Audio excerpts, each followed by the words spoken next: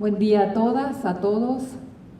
Mamuru Villa, Puña Caraíja, Caraicuera, Ore Moiruba Coatüpe, Ore Maite Hijo de Beba PM Muara, Tapejasa por Ainte Orendive.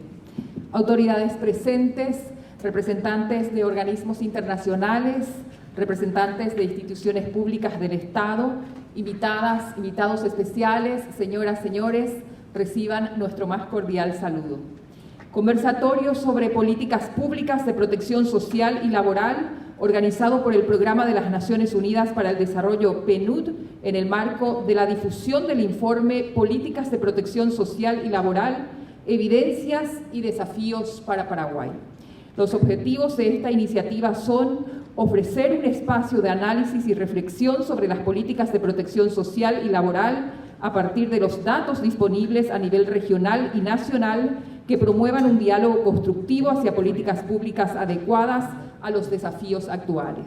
Dar difusión a los informes Políticas de Protección Social y Laboral, Evidencias y Desafíos para Paraguay y Análisis del Sistema Tributario y Propuesta de Reforma para financiar el Sistema de Seguridad Social, el caso paraguayo. Damos inicio con las palabras de Su Excelencia Tadeo Rojas, Ministro del Ministerio de Desarrollo Social.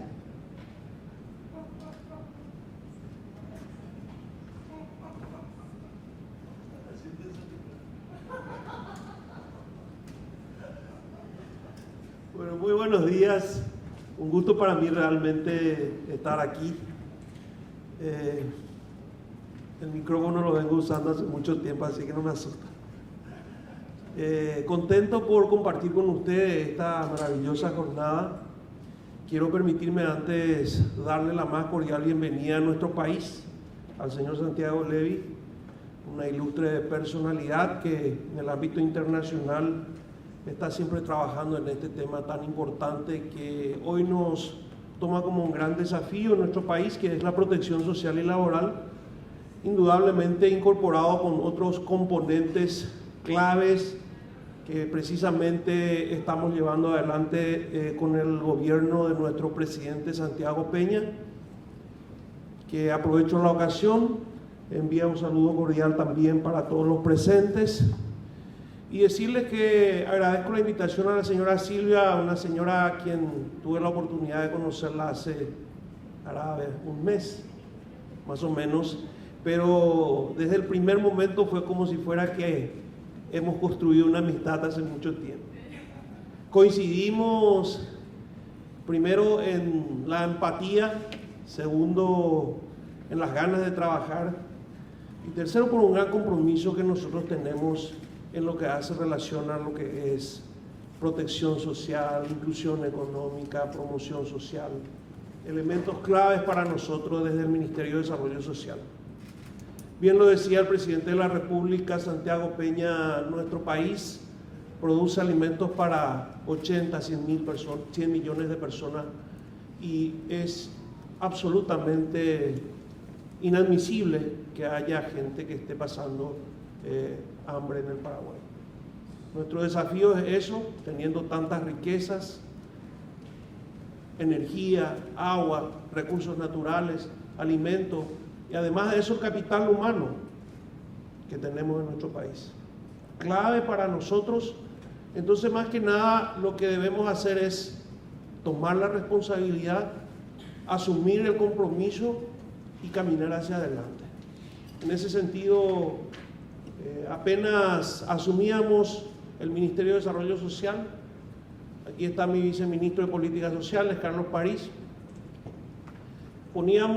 escribíamos nuestra hoja de ruta de los 100 primeros días y en eso estaba como una de las prioridades la revisión de los convenios con organismos internacionales, el fortalecimiento y la reactivación de estos, habida cuenta que nuestro país tiene mucha riqueza que hay que saberlo administrar y dar oportunidad a la gente, pero indudablemente por la necesidad que tenemos de contar con la cooperación internacional, ya que es muy necesaria la aplicación de conocimientos, de experiencia, de tecnología y de transferencia de capacidades. Y en ese sentido, nos pasó 15 días, nos reunimos con la responsable del PNUD, acordamos seguir trabajando y reanudar las relaciones. No pasó una semana, creo, en que ya firmábamos un convenio de cooperación, y yo valoro y agradezco mucho la predisposición porque forma parte también de nuestro plan de 100 días del Ministerio de Desarrollo Social, la revisión, actualización y la adaptación al programa de gobierno del presidente Peña, nuestro Plan Nacional de Reducción de la Pobreza, y que hoy está en su cuarta fase. Hemos tenido el miércoles pasado una exitosa jornada con organizaciones sociales, campesinas, indígenas, discapacitados, territorios sociales, donde les hemos escuchado y donde hemos llevado todas las inquietudes, las preocupaciones, los deseos, las esperanzas que tienen el pueblo, que está pendiente de tener una mejor atención del Estado, y hoy se está trabajando para hacer un producto que realmente va a ser un manual, una hoja de ruta clave para nosotros en el país, para las políticas sociales. Y en ese sentido quiero valorar la predisposición que ha tenido el PNUD, porque nos ha apoyado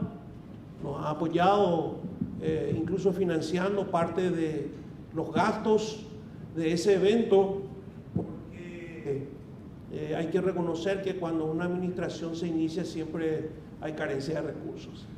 Entonces, para nosotros fue muy importante eso, y muchas gracias, señora Silvia, a todo el equipo de trabajo del PNUD.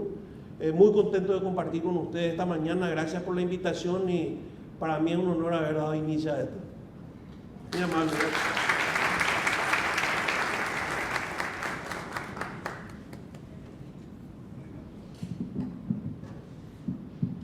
Como Guajé Curiñán debe Peisha Iñee, Caraiguazú, Motenondeva, Paraguay, Tecoatea, Carapuará, Motenondeja, Tadeo Rojas. Fueron las palabras de Su Excelencia Tadeo Rojas, ministro del Ministerio de Desarrollo Social. Seguidamente, las palabras de Su Excelencia Mónica Recalde, ministra del Ministerio de Trabajo, Empleo y Seguridad Social.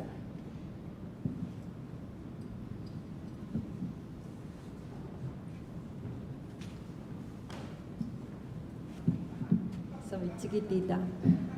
Muy buenos días a todos, señor ministro Tadeo Rojas, señora Silvia Morimoto, a nuestro excelente, ilustre invitado internacional Santiago Levy, al señor Humberto Colmán, el dueño de casa, miembro del directorio, y a todas las autoridades presentes. Realmente esta mañana yo veo muchos rostros conocidos acá en este auditorio. ¿Por qué? Porque a mí particularmente me ha tocado trabajar durante los últimos 10 años de manera directa en la problemática que hoy vamos a abordar. Todo lo referente a la protección social, a la seguridad social y al entorno de trabajo ha sido mi preocupación, y todo el esfuerzo que hemos venido puesto desde el Ministerio de Trabajo para ir mejorando, para ir adaptando y para poder ir contribuyendo con nuestro mercado de trabajo en mejores condiciones para nuestros trabajadores. Pero sin lugar a dudas tenemos muchos desafíos aún por realizar. Tenemos que iniciar un diálogo abierto, un diálogo con todos los sectores. ¿Para qué? Para delimitar ya las acciones que vamos a llevar adelante en este gobierno. Este gobierno tiene absolutamente clara la hoja de ruta, y uno de los principales objetivos es la generación de empleo. Pero no cualquier tipo de generación de empleo, es la generación de empleo de calidad, la expansión económica, la atracción de inversiones, en donde el acompañamiento de todas las instituciones públicas apunten principalmente al bienestar de la gente. Y en ese sentido, nosotros como Ministerio de Trabajo tenemos un desafío importante, porque las normas laborales que tenemos deben coadyuvar efectivamente para que el trabajador y también el sector empresarial tengan normas claras, normas que incentiven y que contribuyan a que nuestro mercado laboral crezca. Y ahí nos encontramos nosotros con diversos factores y diversos elementos estructurales que creo que este abordaje del conversatorio de hoy le va a dar un panorama más claro de cuáles son esos desafíos que tenemos. El tema del salario, el tema del empleo juvenil, las mujeres, el rol de las mujeres en el empleo, el empoderamiento femenino, pero también esos aspectos económicos que de repente no hacen que la población se sienta parte del crecimiento. Esas barreras que de repente, de acuerdo a la estructura de nuestro mercado de trabajo, tenemos que modificar o tenemos que ayudar con elementos más claros, con incentivos directos para que los trabajadores, y así como el ministro Tadeo Rojas trabaja directamente con la población vulnerable, nuestra meta desde el Ministerio de Trabajo es la clase media, la clase trabajadora, la que tiene ese salario día a día y que necesita una cobertura social. Dentro de estos objetivos, por supuesto, está el análisis de cómo se encuentran hoy las cajas previsionales, cuál es la cobertura efectiva y por qué esa barrera de la informalidad es tan difícil de romper. Y nosotros hemos visto que los elementos que conjugan esto necesitan efectivamente de nuevas ideas, nuevos mecanismos para poder hacer más accesible los derechos sociales de los trabajadores de nuestro país. Y por eso celebro que se dé inicio nuevamente a esta serie de discusiones, iniciando hoy con la iniciativa que tiene el PNUD, y de tener por sobre todo a un especialista de primer nivel internacional que realmente nos va a mostrar una mirada bien amplia de cuáles fueron las tendencias, cuáles fueron los desafíos que se tuvieron y cuáles son las medidas que se vienen. Porque dentro de un modelo tradicional de trabajo no ajustado a la realidad, sin tener en cuenta esos elementos, muy difícil lleguemos al objetivo que todos queremos, que es mejorar la calidad de todos nuestros trabajadores. Y también, por sobre todo, como decía el ministro, la inclusión económica de aquellos que vienen desde abajo, de aquellos que necesitan esas oportunidades, y esas oportunidades deben ser acompañadas de manera efectiva por el gobierno para que puedan cruzar esa barrera de la pobreza, para que puedan tener un acceso efectivo a un empleo, a un autoempleo, a un emprendimiento, pero que ellos sientan que les llega el dinero, que les llega el bienestar, y eso es realmente nuestro objetivo que tenemos trazado en este gobierno.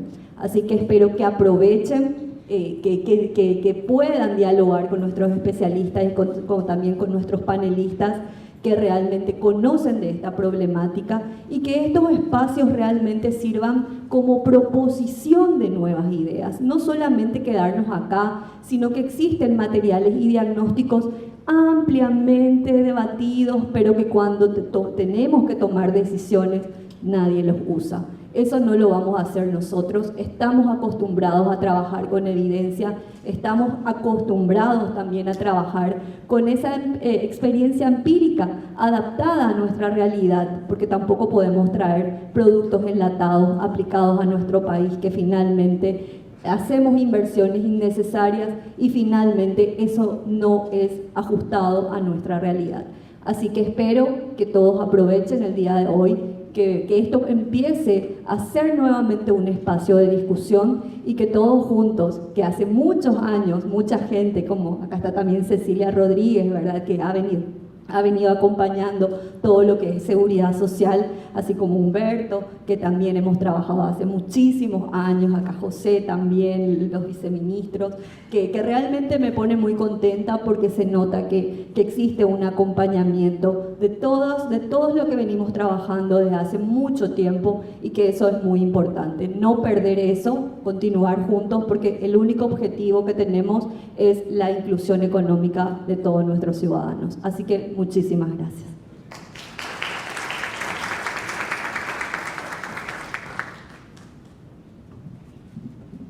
Ñahendumia Beipeixa, Cuñacara Iguazú, Mónica Recalde Ñe'e, Jaejino Motenonde Paraguay, Mbaapo, Ñeporomo Mbaapo, Jatetagua, Yecoporamo Tenondeja. Fueron las palabras de Su Excelencia Mónica Recalde, ministra del Ministerio de Trabajo, Empleo y Seguridad Social. A continuación, las palabras de la señora Silvia Morimoto, representante residente de PNUD en Paraguay.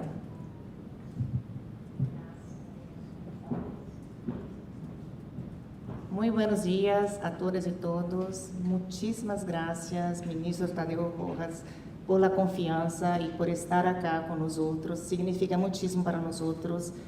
Felicito também ao grande evento que realizaste el miércoles. Foi o evento que, por la primeira vez que eu estou em Paraguai há 4 anos, eu he visto todos os ministros presentes, además de la comunidade mais vulnerável do Paraguai, que são as comunidades campesinas, as comunidades indígenas, todos trabalhando em el novo plano de pobreza, de redução de pobreza para o Paraguai.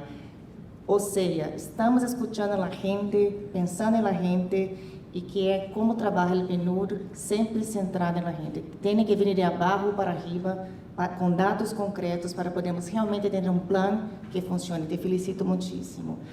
A ministra Mônica Recalde, trabalhamos há 4 anos, muito inovadoras, sempre pensando em como transformar o sistema de trabalho. Venimos trabalhando com aceleradores de emprego, que é algo que me encanta muitíssimo, ministra, tu visão de querer acelerar, porque eu creio que a dignidade vem com um emprego decente. Cuente com nós outros sempre. Muitíssimas graças também por estar aqui. Agradeço muitíssimo a Santiago, que é nosso economista sênior, super renomado, muito ocupado. Le imploramos eco para que venha ao Paraguai, porque queremos contar-lhes que funcionou, que não funcionou em outros países, para podermos pensar-nos juntos. Agradeço também a presença do embaixador de Chile, nosso amigo querido. Graças, Guilhermo. Al dueño de casa, Humberto, como muitíssimas graças. A Raquel, nossa amiga, aliada de sempre. Al vice-ministro Carlos Paris, que me hace trabalhar muitíssimo.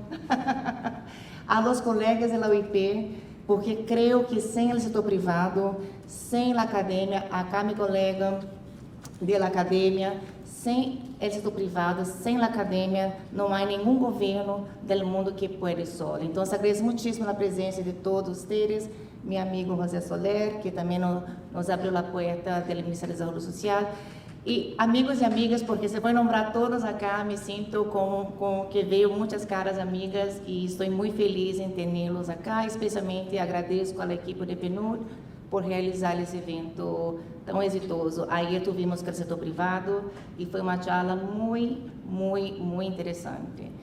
O PNUD tem presença em 177 países, tanto a nível global, regional como nacional. Desenvolvemos ferramentas de gestão para que tenhamos dados concretos, como dijo a ministra, publicações que tenham dados concretos, experiências, para poder pensar no enfoque de desenvolvimento humano, no enfoque de desenvolvimento inclusivo, para poder pensar em como podemos melhorar para generar desenvolvimento sustentável. Em 2022, a Oficina Regional do PNUD lançou informes chamado Atrapados em la questão de desigualdade e também em el processo de crescimento. E isso simplesmente visa que temos que mirar por que a desigualdade, como está relacionada a desigualdade dos países da América Latina e Caribe com o baixo crescimento dos países. E que isso genera para que inspira nos outros a desenvolver de maneira sustentável. Também lançamos o capítulo 5 desse informe para o Paraguai, mirando com enfoque, barramos a Paraguai para também aprender como poderíamos apoiá-los com dados concretos, com uma visão e também ajudá-los a pensar coletivamente, ajudando tanto aos governos como também ao setor privado, que tem um papel fundamental, porque vocês são os maiores generadores de emprego, são vocês que atraem as inversões, são vocês que atraem a inovação também, e isso tem que ser de acordo com o governo. De nossa parte, também fizemos uma análise fiscal, especialmente tributária, para dar-lhes algumas ideias de como podemos sostener a questão de proteção social, a questão de toda parte que é muito necessária, porque também sem recursos, ministros, será muito difícil que logremos esse plano tão ambicioso que vocês estão implementando com o apoio de todos que estavam presentes nessa reunião. Simplesmente queria agradecer uma vez mais a Santiago, que nos vai contar sobre experiências em outros países, que funcionou, que não funcionou, e dar-lhes uma pista de como podemos pensar juntos, colaborar e desfrutar desse aprendizado, pero também lhes pido que reflexionemos, que usemos essa oportunidade, que não é uma oportunidade que temos todos os dias, de pensar como podemos ajudar o governo, ajudar a todos a assegurar um Paraguai melhor, um Paraguai mais sustentável, um Paraguai para que seja um Paraguai mais feliz, mais justo e mais pacífico também. Muitíssimas graças.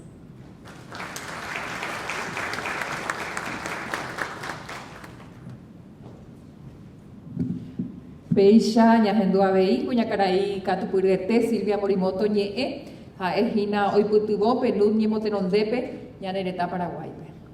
Fueron las palabras de la señora Silvia Morimoto, representante residente de PNUD, Paraguay.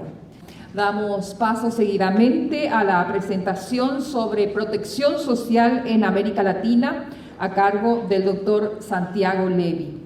Santiago Levy es político y economista mexicano que ha ocupado diversos cargos en la Administración Pública de México y organismos internacionales. Recientemente se desempeñó como vicepresidente de sectores y conocimiento del Banco Interamericano de Desarrollo. Levy posee un doctorado en economía y una maestría en economía política de la Universidad de Boston, además de un postdoctorado honorífico de la Universidad de Cambridge. Ha sido asesor de varios gobiernos y organizaciones internacionales, además de ocupar diversos cargos docentes en el Instituto Tecnológico Autónomo de México y en la Universidad de Boston, donde fue profesor asociado y director del Instituto para el Desarrollo Económico.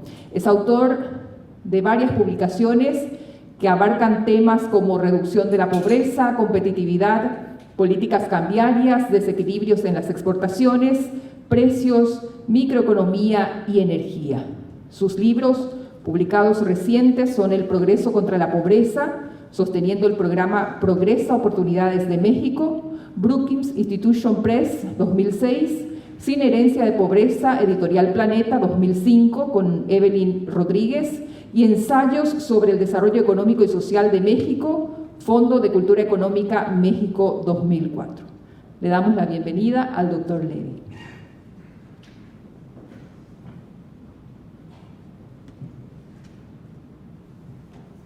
¿Qué tal? Muy buenos días a todos. Un gran gusto estar aquí en Asunción. Ministra Recalde, ministro Rojas, Silvia, un agradecimiento en primer lugar al PNUD y a Silvia en particular por esta invitación de acompañarnos aquí en este conservatorio. Un saludo al embajador, a todas las autoridades del gobierno de Paraguay, a nuestros anfitriones aquí del Banco Central, gracias por la hospitalidad, y a todos los que están presentes, muy buenos días. Ya adelantó Silvia un poquito cuál es mi tarea hoy en la mañana, entonces voy a tener que hacerme un ladito así porque si no, no veo. Entonces le pido una disculpa, no sé si esto funcione. Ok, con eso estoy, perfecto. Este lo puedes quitar si quieres. Gracias. Hace como un año y medio, el PNUD impulsó un proyecto grandote, Silvia lo comentó, que trataba de responder a una pregunta central para América Latina. La pregunta central era, ¿por qué América Latina es una de las regiones del mundo que más lentamente crece, comparado con Asia del Este, comparado con Europa del Este, comparado con prácticamente todas las regiones del mundo? ¿Por qué crecemos tan lentamente? Y dos, ¿por qué somos una de las regiones más desiguales del mundo, si no tal vez la región más desigual? El mensaje central de ese reporte del PNUD era: estas dos cosas no están desconectadas. El hecho de que simultáneamente seamos la región más desigual del mundo y al mismo tiempo la región que menos crece está conectado, es parte de un mismo fenómeno. Y dentro de ese reporte grandote, que tenía varios componentes de la respuesta, había una parte que tenía que ver con el tema de la protección social. Y lo que quiero hacer hoy en la mañana es compartir con ustedes precisamente esto. Voy a dar una mirada grandota, así como a 30,000 pies. Si pensamos en América Latina, lo que ha pasado en los últimos 30 años, la América Latina ha sido una región que, con excepciones, olvidemos Venezuela, olvidemos Argentina, han logrado la estabilidad macroeconómica. Aquí en Paraguay ustedes han hecho una labor excelente, y no estoy porque estamos aquí en el Banco Central, pero la verdad sea dicha, el Banco Central de Paraguay ha hecho una labor excelente en materia de estabilización macroeconómica. La región ha invertido bastante en capital humano. Si ven los indicadores de educación, años de escolaridad, etcétera, ha habido una inversión importante en capital humano y ha habido un aumento importante también en el gasto en protección social. Para la región como un todo, en los últimos 30 años el gasto en protección social como porcentaje del PIB casi se duplicó. Un esfuerzo grande de gasto. Y a pesar de todo eso, tenemos una región que tiene la pobreza muy alta respecto al ingreso per cápita. Dado el ingreso per cápita promedio de América Latina, la pobreza tendría que ser mucho más baja. La desigualdad es muy alta, sigue siendo muy alta, y somos una de las regiones que más lentamente crece. Entonces, la gran pregunta es, ¿cuál es la relación de todos estos fenómenos con la política de protección social? Y para contestar esa pregunta, voy a pedirles 10 minutos de paciencia. Sé que me van a odiar, pero espero que no mucho. 10 minutos de paciencia para presentar un poquito un marco analítico, y luego voy a presentar resultados sobre América Latina que van un poquito a aterrizar las cosas. Pero me parece muy importante sí presentar un marco analítico, porque muchas veces el lenguaje que utilizamos en materia de protección social y la manera en que pensamos en el problema es un poco desordenada en la región. Entonces creo que es importante como tener un foco, y eso es lo que quiero hacer en los primeros 10 minutos, y luego espero que eso rinda algo de frutos. Entonces, la siguiente lámina se va a ver horrible, paciencia, y sí tiene un poquito de sentido. Esta es la más fea de todas. Okay. Piensen en 3 grandes ámbitos de la política pública. Voy a ignorar aquí la política monetaria, la política fiscal, toda la política macroeconómica la dejo a un lado, no es tema. 3 grandes ámbitos de lo que hacen los gobiernos. Un primer ámbito es toda la legislación y todas las instituciones que tienen que ver con cómo se relacionan las empresas y los trabajadores. Aquí está la ministra de Trabajo. Mucho tiene que ver con la legislación sobre seguridad social contributiva. Los programas contributivos en donde empresas y trabajadores contribuyen simultáneamente para un conjunto de satisfactores como pueden ser programas de salud, programas de pensiones, programas de guardería. Esto varía mucho de país en país. Eso casi siempre está acompañada de legislación de salario mínimo y de algunas legislaciones en materia de restricciones al despido. Pocos países tienen seguro de desempleo. Y todo eso está junto, porque todo eso opera sobre un subconjunto de la fuerza de trabajo, generalmente los que están en relación de dependencia, en algunos países le llaman en relación de trabajo asalariado. Ese es todo un conjunto de políticas públicas, y luego más recientemente un conjunto de programas no contributivos en materia de salud, en materia de guarderías, en materia de pensiones para adultos mayores, que se han ido desarrollando en los últimos 15 años. Es un primer ámbito de la política pública, es todo ese conjunto de relaciones. En el Paraguay, Ofelia más tarde va a hablar de cómo se ve eso en el Paraguay. Es complejo, está muy fragmentado, el IPS, las cajas fiscales, etcétera, etcétera, toda esa legislación. Un segundo gran ámbito de las políticas públicas es la política tributaria. Los impuestos sobre la renta personales, los impuestos sobre la renta para las empresas. En muchos países, desconozco esto en el caso del Paraguay, los regímenes especiales, las empresas chiquitas tienen algún régimen especial dependiendo del número de trabajadores, número de ventas, hay unas combinaciones en la región. Y de forma importante, las transferencias a los hogares que no pasan por el mercado laboral. Está aquí el ministro de Desarrollo Social, programas tipo de Pocora, en donde decimos, independientemente de la relación laboral de estas personas, hay un conjunto de transferencias que hace el Estado, y vamos a esas incluirlas dentro del conjunto de impuestos y transferencias, segundo gran ámbito de las políticas públicas. Y el tercer gran ámbito de las políticas públicas, no están aquí los ministros de Comercio Internacional o los ministros de Industria, pero también son muy importantes. Las políticas de comercio internacional de los países, si tienen o no acuerdos de libre comercio, las políticas de fomento a la inversión extranjera, las políticas de competencia doméstica, en muchos países las políticas industriales, la banca de desarrollo, las políticas crediticias, todo el marco que regula el funcionamiento de los mercados de bienes y servicios. Entonces, en esta lámina junté un titipuchal de cosas, esa es una palabra en mexicano que dice una gran cantidad de cosas, del ámbito de las políticas públicas. ¿Dónde está la protección social en la mayor parte de nuestros países? Está contenida fundamentalmente en el conjunto de relaciones entre empresas y trabajadores y un poquito también en la parte T, que tiene que ver con la política tributaria y de transferencias, en donde a través de los impuestos y las transferencias tratamos de corregir las desigualdades y mejorar la distribución del ingreso. Y muchas de las políticas que se hacen en la región para impulsar la productividad y el crecimiento, los ministros de Comercio Internacional, los ministros de Industria, les gusta hablar de este conjunto de políticas, esa es su tarea, pero en el fondo, lo que ocurre en un país es el resultado de todo este conjunto de políticas públicas. Ok. Teníamos 3 grandes ámbitos de la política pública, los representé simbólicamente: L, la ministra del Trabajo; T, en gran parte el ministro de Desarrollo Social; M, políticas de mercado. Todo junto, voy a llamarle a eso el entorno económico. El entorno económico son las reglas del juego, ¿sí? Las reglas del juego de Paraguay, cómo funcionan los mercados, quién paga impuestos, quién no paga impuestos, quién evade, las reglas del juego.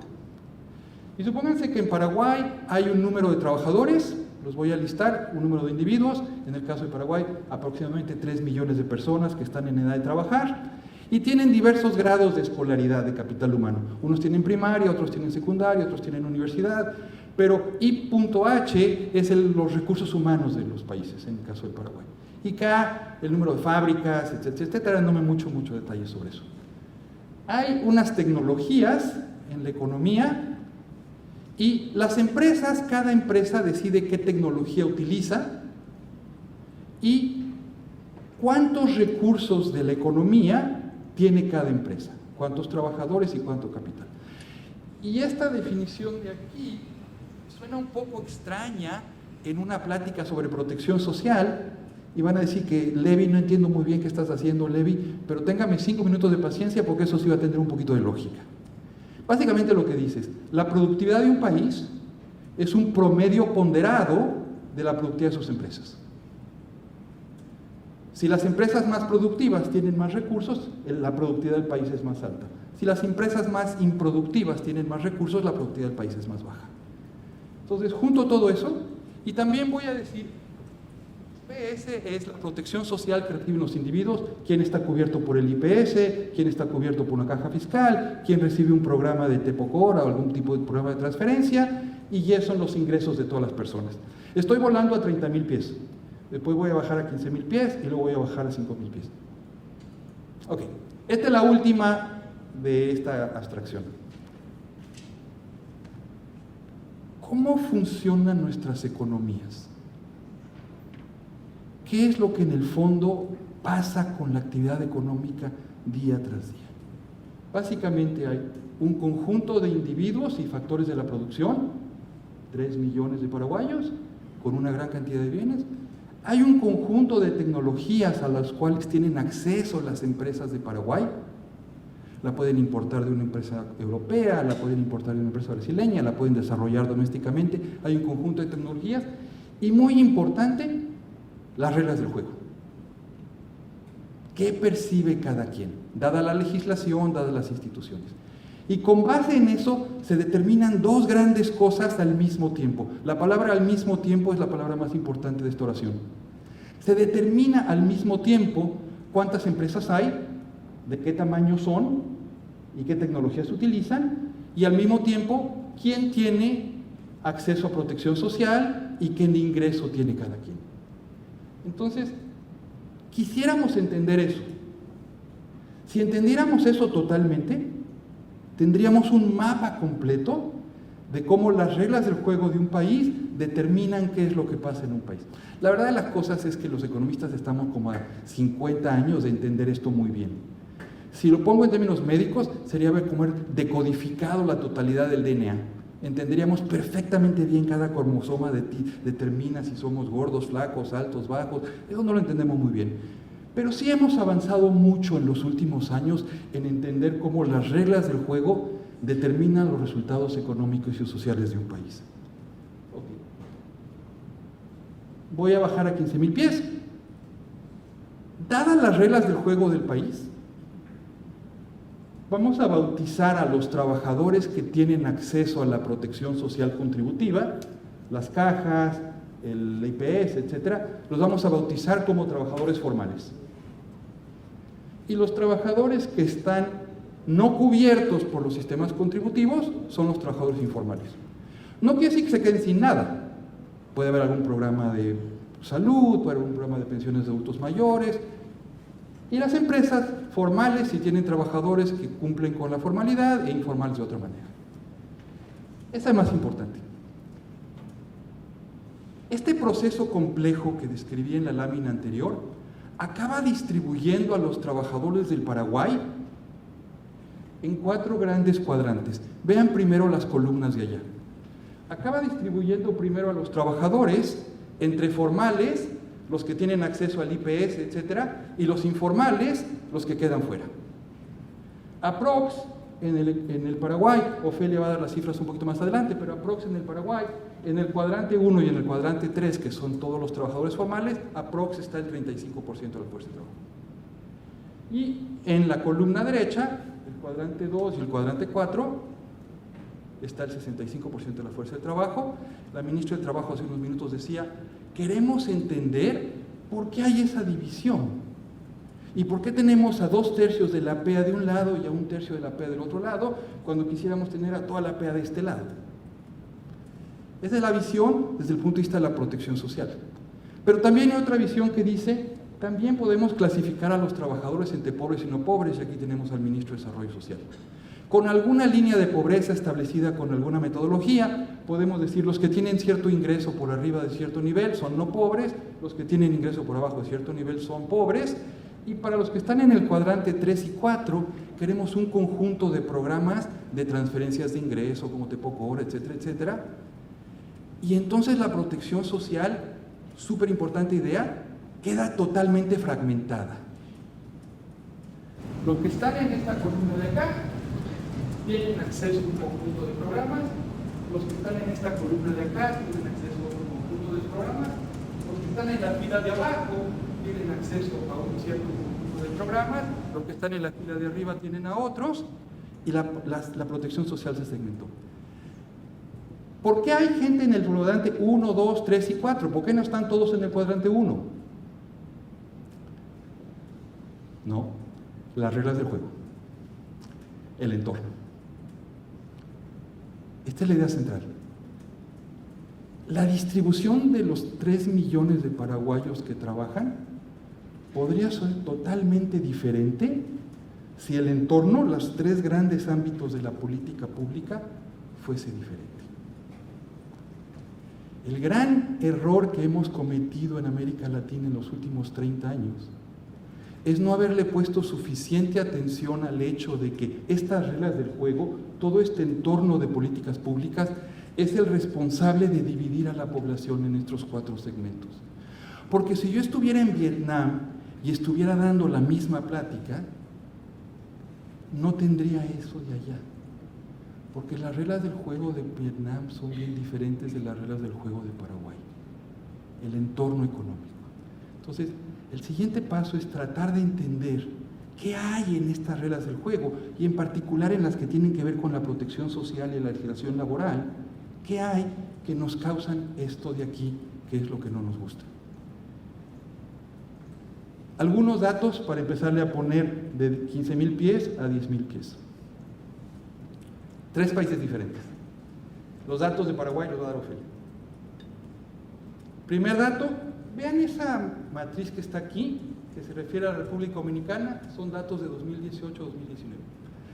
La República Dominicana tiene una encuesta de empleo que está muy bien hecha y tiene datos de panel. ¿Qué quiere decir eso?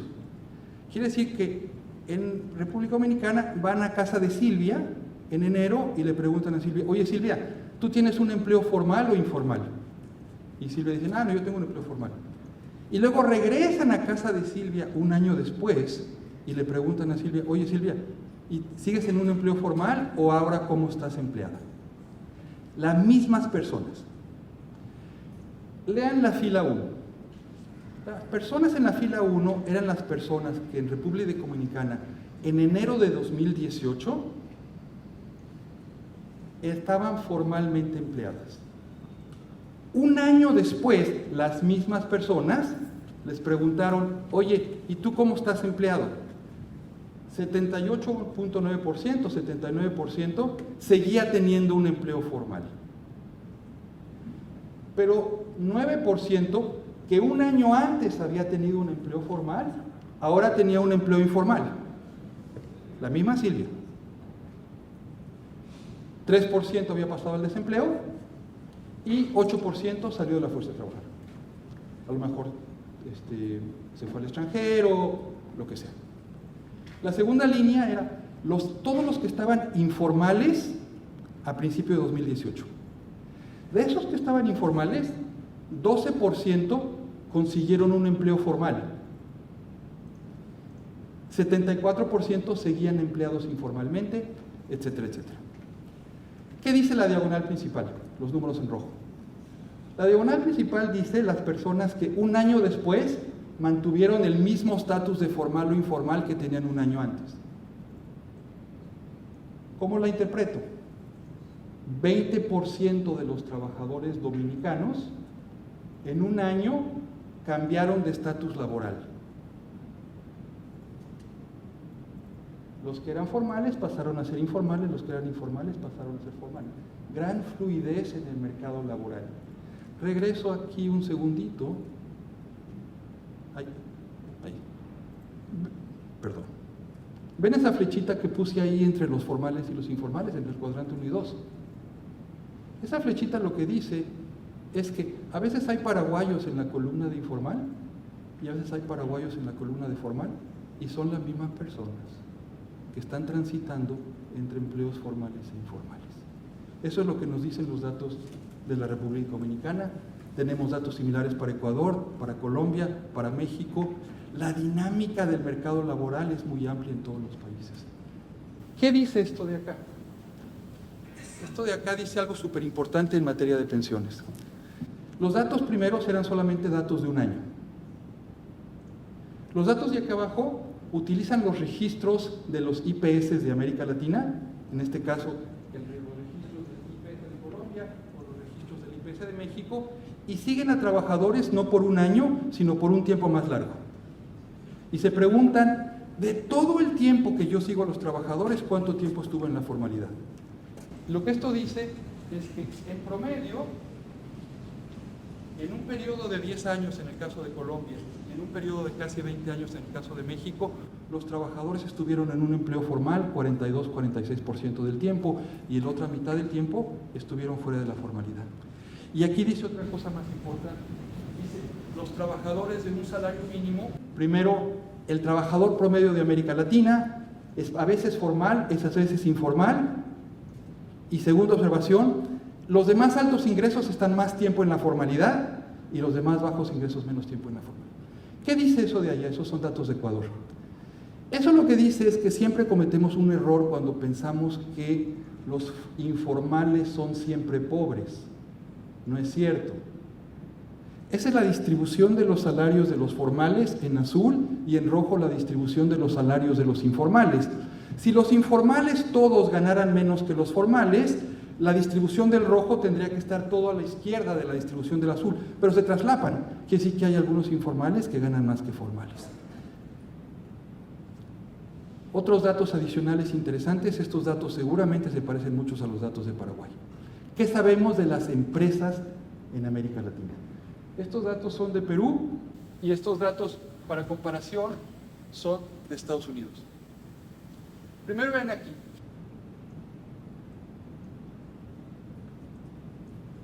El PIB de Estados Unidos es 100 veces el PIB del Perú. Pero Estados Unidos tiene 7.8 millones de empresas y Perú tiene 3.2. ¿Qué dice eso? Que hay una inmensa cantidad de empresas en Perú. ¿Cómo es posible que el Perú tenga casi la mitad de las empresas que tiene Estados Unidos cuando Estados Unidos tiene una economía que es 100 veces más grande? Y la ministra tiene la respuesta. La inmensa mayoría de las empresas peruanas son empresas chiquititas, sumamente chiquitas. Aquí lo pueden ver.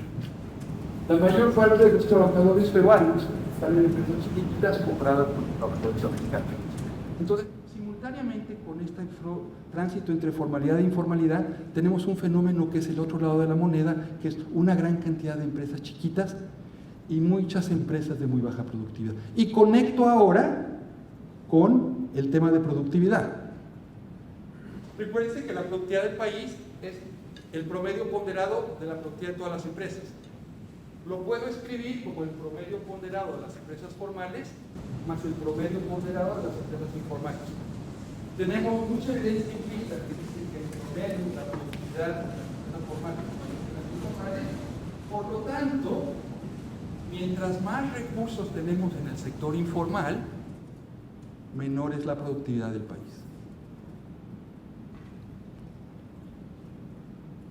Esta idea es bien importante, porque el hecho de que en Perú haya 3 millones de empresas está muy asociado con las reglas del juego peruanas. Los mismos peruanos con las mismas máquinas podían trabajar en 1,5 millones de empresas y las empresas serían el doble de grandes de tamaño, pero no es así. Okay. Con todo eso, ahí. Paso a 5,000 pies. Observación número 1. Voy a hacer 4 observaciones y concluyo. En un contexto como estos, las políticas de protección social no son muy eficaces. ¿Por qué? Piensen en las columnas de la matriz. Tenemos un conjunto de programas contributivos, salud, pensiones, invalidez, etcétera, salario mínimo para los formales, otro para los informales, pero acabo de decir algo que está equivocado. En realidad no es para los formales y para los informales, es un conjunto de programas cuando están formalmente empleados y luego cuando están informalmente empleados, porque son las mismas personas, acuérdense que están pasando de un lado al otro. Y entonces hay que hacernos una pregunta muy básica. ¿Por qué tenemos 2 sistemas de protección social para en el fondo la misma población? Son las mismas personas que a veces están en el sistema contributivo o están en el sistema no contributivo. Tenemos 2 sistemas. Entonces, el mismo individuo a veces tiene acceso a protección contra el riesgo de desempleo, a veces no, a veces contra la invalidez, a veces no. Es como, ministro, si yo le digo, ministro, le tengo una propuesta fantástica, ministro. Le voy a vender a usted una póliza de seguro para su casa, que lo va a proteger a su casa contra incendio, contra terremoto, contra inundaciones. Pero esa póliza solamente le va a cubrir si el siniestro ocurre en la primavera y en el otoño.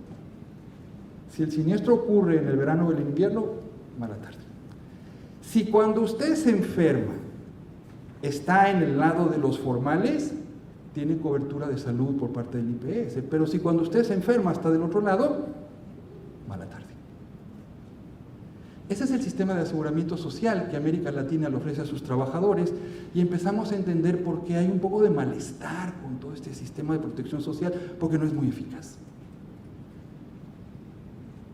Con otra implicación súper importante, los sistemas de pensiones no van a funcionar. Van a funcionar porque si la gente está transitando entre la formalidad y la informalidad, esto ocurre también en Chile, el tiempo que contribuyen para su pensión es menos del tiempo que trabajan. Y vean estos datos para Colombia, vean estos datos para Argentina, yo soy mexicano, vean estos datos para México. Yo participé en la reforma de pensiones que hicimos en México cuando transitamos del régimen de reparto al régimen de cuentas individuales. Yo no tenía idea de los datos que les mostré anteriormente. Y creo que nadie en el gobierno mexicano tenía idea. Y el fundamental error que cometimos es pensar que la gente iba a contribuir a su pensión ya que entraba la formalidad, y eso no va a ocurrir. Entonces, en México, 1 de cada 2 personas que está contribuyendo ahorita para su pensión va a llegar a la edad de retiro y el gobierno de México va a decir, mala tarde, chico, la inundación fue en el invierno, lo siento mucho. No tienes derecho a pensión. Con un agravante más. Acuérdense que los trabajadores de más altos salarios pasan más tiempo en la formalidad que los de más bajos salarios. Entonces, ¿a quién le van a negar más la pensión? a los demás bajos salarios respecto a los demás altos salarios. Estos sistemas van a estar dándole pensiones a la población de altos salarios, en muchas ocasiones subsidiadas, y las van a estar financiando con los recursos de los trabajadores de bajos salarios que no van a alcanzar pensión. Y entonces se está dando una redistribución que es sumamente desfavorable a través del sistema pensionario, y otra vez nos da un poco de luz de por qué hay tanto malestar, incluyendo en Chile, por el funcionamiento de los sistemas de pensiones. Entonces, primero, la protección contra riesgos es errática, es ineficaz. ¿Qué pasa con la pobreza? Casi todos nuestros países desplegamos programas contra la pobreza en los últimos 20, 25 años. Yo participé en la creación del programa Progresa en México, de ahí vino Bolsa Familia, Familias en Acción, etcétera, etcétera, de Cora, Familias, programas que tienen similares aquí.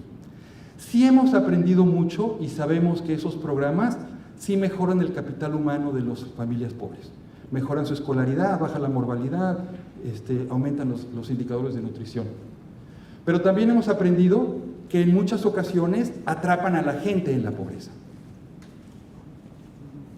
Y tenemos evidencia de Ecuador y tenemos evidencia de Perú, en donde en esos países, no conozco el caso de Paraguay, la propia legislación, las reglas del juego dicen, si consigues un empleo formal, pierdes derecho a tu programa de transferencias condicionadas.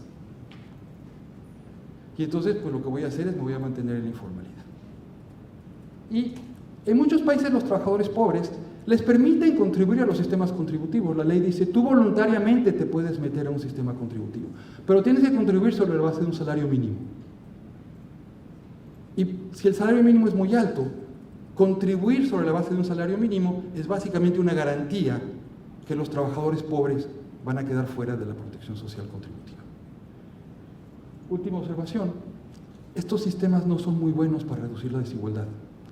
Ya hablé por qué en materia de pensiones se están dando redistribuciones en la dirección equivocada, pero piensen también en qué pasa con un país en donde el 99% de las empresas son chiquititas y a una empresa sumamente improductiva le dices, oye empresa, tienes que pagar por las contribuciones de seguridad social de tus trabajadores cuando la productividad de la empresa no da para dar eso. Y entonces la empresa incumple y básicamente el sistema redistribuye muy poco. Estos números son bien ilustrativos. Este es el Gini en la OECD antes de transferencias de seguridad social y de impuestos. Este es el Gini después. Este es el Gini en América Latina antes de transferencias de seguridad social. Este es el Gini.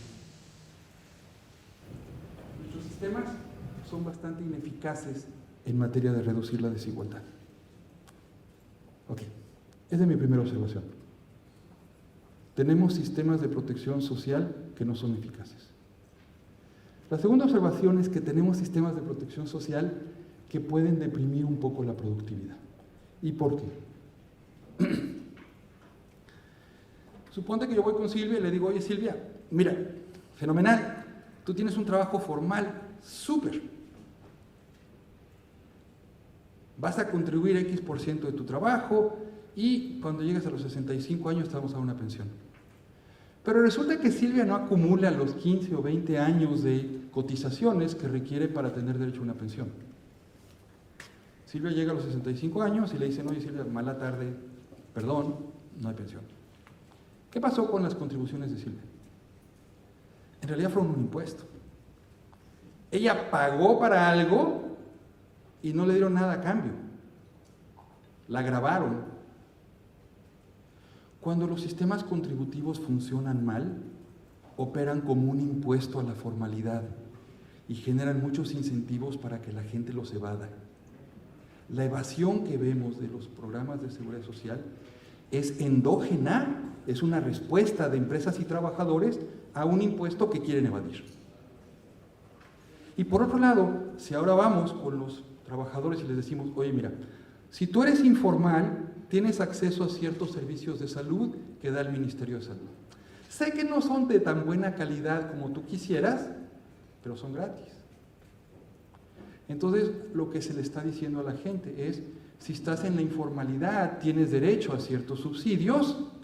Si pasas a la formalidad, tienes que pasar por satisfactorias similares con una parte de tu salario, y la empresa tiene que pagar también con una parte de sus utilidades por algo que ninguno de los dos valora plenamente.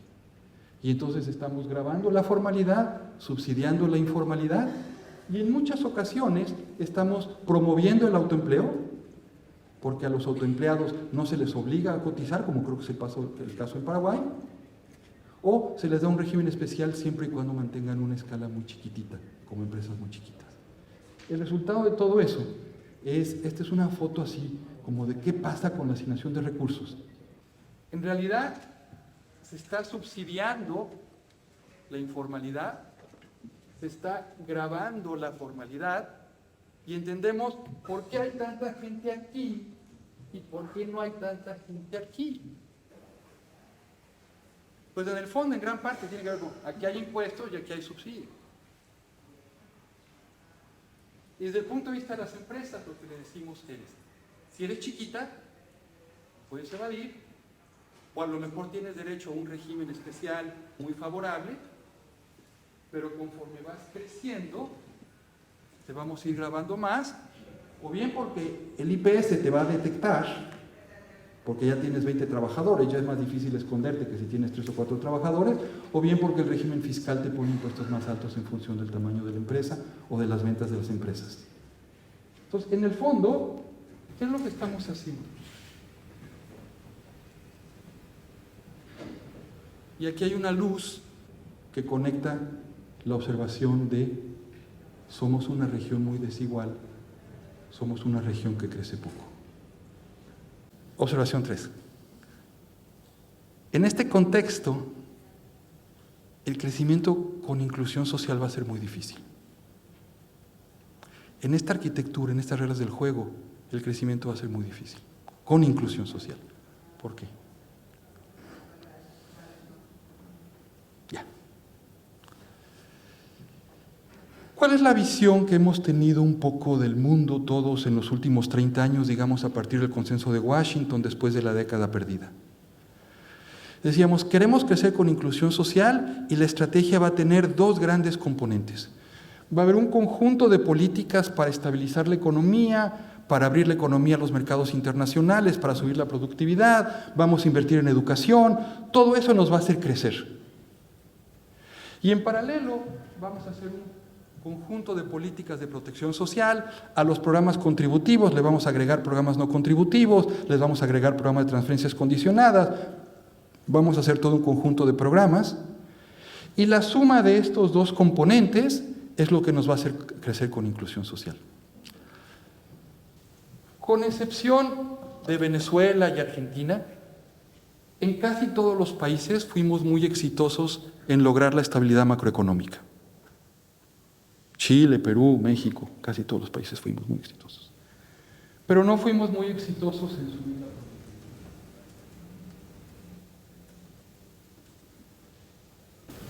No tenemos el dato equivalente para Paraguay y necesitamos un poco más de datos para hacer el cálculo similar. Pero si uno ve qué ha pasado con la productividad en casi todos los países de América Latina, este dato es tremendo. Y explica por qué no somos el este de Asia. Explica por qué no somos Vietnam, por qué no somos Taiwán. No porque no invertimos lo suficiente, ni porque nuestra fuerza de trabajo no trabaja lo suficiente, sino porque nuestra productividad está estancada. Y parte, no todo, parte de la explicación de eso tiene que ver tenemos estructuras empresariales pulverizadas, caracterizadas por alto empleo, autoempleo, y una gran cantidad de empresas muy chiquititas, que en parte es resultado de los incentivos que yo estaba describiendo anteriormente. Entonces, 3 ejemplos. 3 ejemplos de países exitosos que han tenido una política macroeconómica espléndida. La República Dominicana, agarré un chiquito, un mediano y un grande. La República Dominicana tuvo una crisis financiera muy a principios de los 2000 y después han tenido una política muy exitosa. Es de los países de América Latina insuficientemente notado que más creció, junto con Panamá, en las últimas 2 décadas. Les fue súper bien. Ven qué pasó con la informalidad en la República Dominicana. Crecieron, pero el crecimiento no fue socialmente incluyente. Hay una diferencia entre sube el ingreso per cápita promedio y que suba toda la distribución del ingreso. La informalidad en la República Dominicana no cayó. Vean el caso de Perú, un país que ha tenido un manejo macroeconómico también espectacular. Casi duplicaron su ingreso per cápita entre el año 2000 y antes de COVID. Y sin embargo, la informalidad en Perú prácticamente no se movió. Y hay muchas razones detrás de la inestabilidad política de Perú, muchas, pero una de ellas tiene que ver con esto. Tiene que ver con la ausencia de crecimiento con inclusión social. El caso que más conozco es el caso de México. Y el caso de México es realmente interesante. Promovimos la inversión extranjera directa, promovimos las exportaciones manufactureras. Nos fue muy bien. Exportamos más manufacturas que la suma de toda América sumada. Más que Chile, junto con Paraguay, junto con Brasil, junto con Argentina, Colombia, Perú. La suma de todos, México exporta más manufacturas que todos los demás. Y la inversión extranjera directa ha sido entre 2,5% y 3% del PIB durante los últimos 30 años. Vean este dato. Uno de los crecimientos más bajos en América Latina.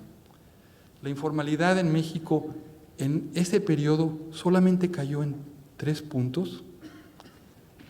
Seguimos teniendo más de la mitad de la población informalmente empleada y la productividad en México en las últimas 3 décadas ha crecido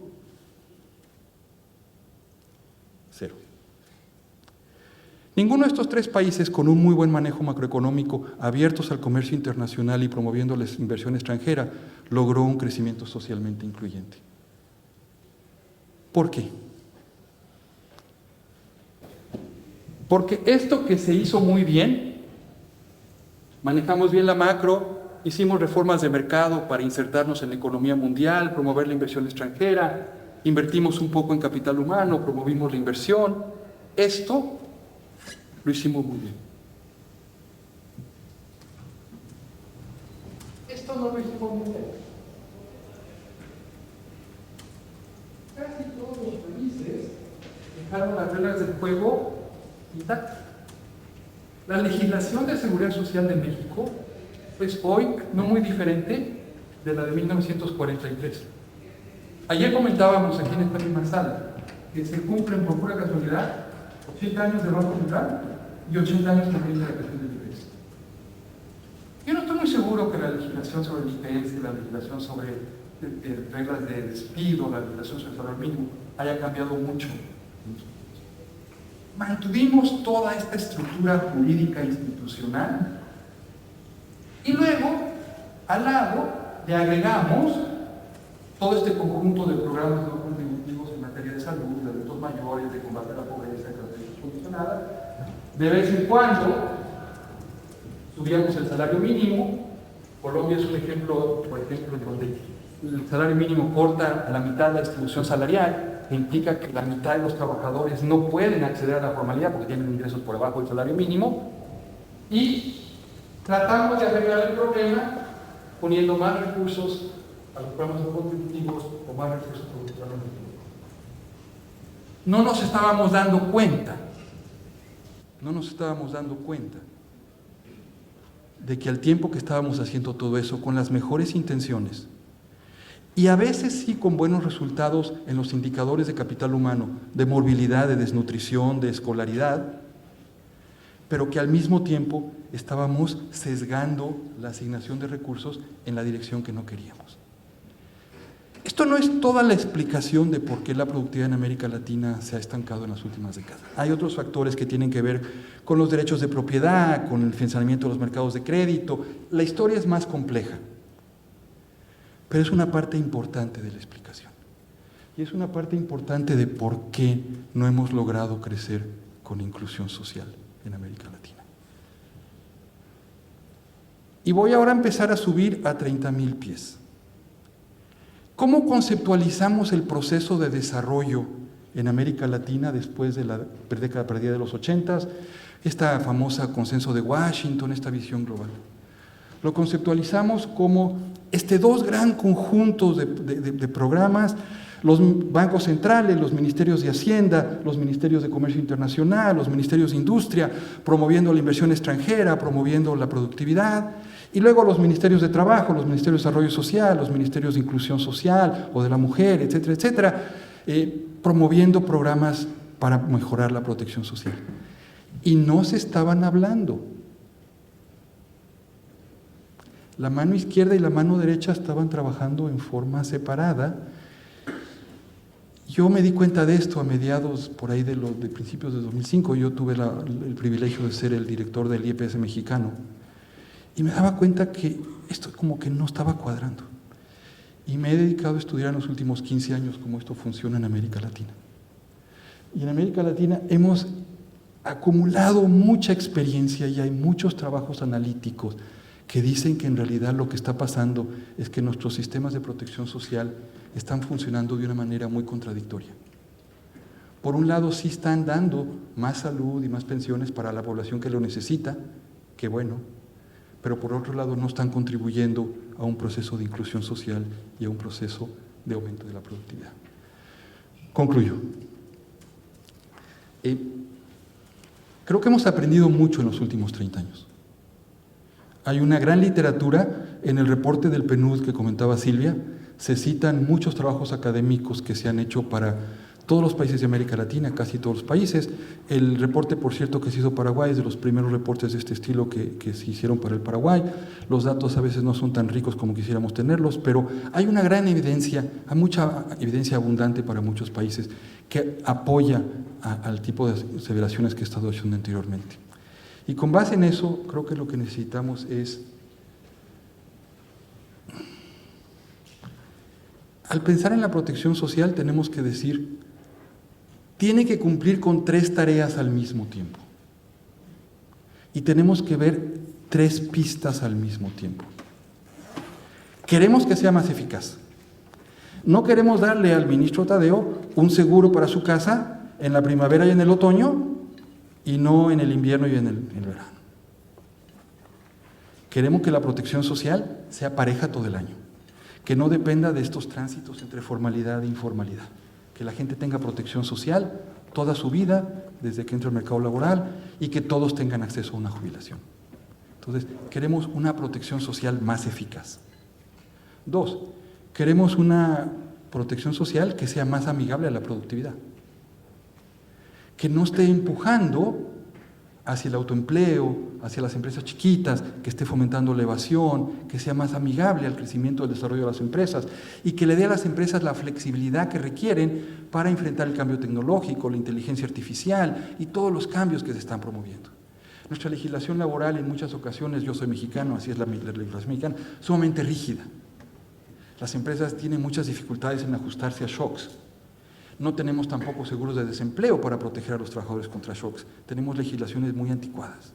Entonces, segundo, queremos legislación y programas de protección social más amigables al crecimiento de la productividad.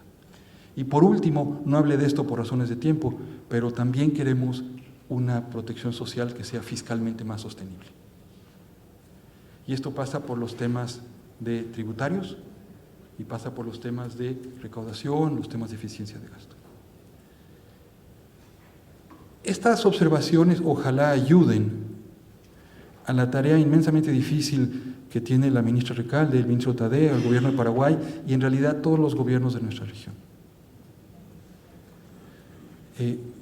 Al pensar en cómo diseñamos nuestras políticas impositivas, cómo diseñamos nuestras políticas de protección social, qué reforma laboral, qué hacemos con la parte de pensiones, qué hacemos con los programas de transferencia condicionada. El punto central es, acuérdense que todo esto es parte de las reglas del juego, son piececitas de un rompecabezas, pero lo que queremos ver es el rompecabezas completo, no solamente piececitas individuales, y tenemos que pensar en todas estas piezas de una manera que funcionen bien. Si no hacemos eso, podemos hacer lo que hemos hecho en América Latina en las últimas décadas. Seguir aumentando el gasto de protección social en respuesta a las legítimas demandas democráticas de la población que quiere mejor salud, mejor pensiones. pero si lo hacemos con la arquitectura de programas que tenemos hoy en día, vamos a aumentar el gasto en protección social. No estoy seguro que vamos a lograr la inclusión social y el crecimiento con prosperidad que queremos. Mil gracias por escucharme. Muchas gracias, Santiago. Creo que pintaste un panorama que muchas veces esto no se discute dentro del proceso de la construcción de una política pública. Creo que son elementos muy importantes cuando queremos abordar la problemática de la informalidad, la dinámica de las transiciones laborales, que es muy común, ¿verdad? Y también las trayectorias laborales. Pero al último habías mencionado un tema que es muy común en Latinoamérica, de por qué no se cambian las normas laborales y de seguridad social. ¿Por qué son tan rígidas? Nuestra norma laboral es del año 1961, no se ha modificado, tuvo un ajuste en el año 1993, pero solamente sobre temas muy específicos que no afectan al tema de derechos. Tiene ya casi 80 años también, igual que nuestro Código Procesal Laboral. ¿Y por qué no se cambian? Porque hay una conceptualización aún de lo que es el estado de bienestar y la reivindicación de los derechos, que son luchas que se vienen haciendo. Entonces, cuando uno enmarca todo lo que es una reivindicación de derechos adquiridos dentro del mundo del trabajo, que está muy arraigada, especialmente en Uruguay, en Argentina, aquí menos, es muy difícil el cambio y la discusión de cuál sería la afectación sobre la flexibilización laboral. Si bien somos conscientes que nuestras normas son rígidas, podríamos trabajar hacia una movilidad interna de la flexibilización del trabajo, porque cuando ocurren shocks económicos, efectivamente el primer impacto es sobre el empleo, o sea, la desocupación. Primeramente hay una merma dentro de los planteles con las personas más jóvenes, para luego ir con medio. Entonces, en ese sentido, y viendo también la dinámica con respecto a la movilidad de los trabajadores, efectivamente hay una rotación muy alta y eso lleva a que muy poca gente también adquiera estabilidad, especialmente en nuestra legislación. Y otro punto importante que señalaste, así como mostraste Colombia y creo que Ecuador en temas de acumulación de tiempo, acá en Paraguay nosotros tenemos un estudio realizado sobre cuánto tiempo acumula una persona durante su trayectoria laboral, cuánto tiempo está en el empleo formal, y en un promedio tenemos que solamente 30%. Todos los trabajadores de la Corte desde el año 60 hasta ahora tienen un promedio de un 70% de su trayectoria laboral fuera. Y esas son cuestiones que nos preocupan también, ¿verdad? Y otro punto también es el tema de qué concepción tiene la sociedad sobre el aporte o la cotización. Nuestra Constitución Nacional nos obliga a aportar, no podemos modificar o hacerlo voluntario, por supuesto, y nosotros tenemos dentro de nuestro modelo no como un impuesto, no como un gravamen, sino como una acumulación de derechos, ¿verdad?, basado en los principios de una responsabilidad social colectiva, de un aporte solidario, donde yo no estoy acumulando mi tiempo de cotización. Lo que hago es acumular derechos y hago transferencias intergeneracionales para poder solventar las jubilaciones efectivas. Pero esos cortes en la trayectoria hacen que yo no acumule mis derechos. Entonces, ¿cómo dentro del mismo esquema podemos mejorar esto? ¿Cambiando las normas laborales o pensando en un nuevo modelo de una estructura económica y productiva? ¿Qué atacamos primero? ¿Atacamos la normativa laboral y el empleo o pensamos, ¿verdad?, dentro de un modelo menos rígido? Es cierto, tenemos que hacerlo, pero no flexibilizando completamente, porque no haya un análisis sobre la dinámica actual, sino porque es compleja la discusión, ¿verdad? Entonces, ¿cómo trabajamos con estas microempresas para que sean más productivas? ¿Cómo los incentivamos? ¿Cómo hacemos que crezcan? Y si efectivamente atacando cuestiones de derecho solo solucionaríamos problemas estructurales económicos, ¿verdad? Esa es más bien mi pregunta. Bueno, muchas gracias, ministra, por su pregunta. Todas súper difíciles y todas súper relevantes. Voy por partes. El problema central que tenemos ahora es que la acumulación de derechos se hace de forma errática e incompleta. Y hay una gran distancia entre lo que se legisla y lo que ocurre en la práctica.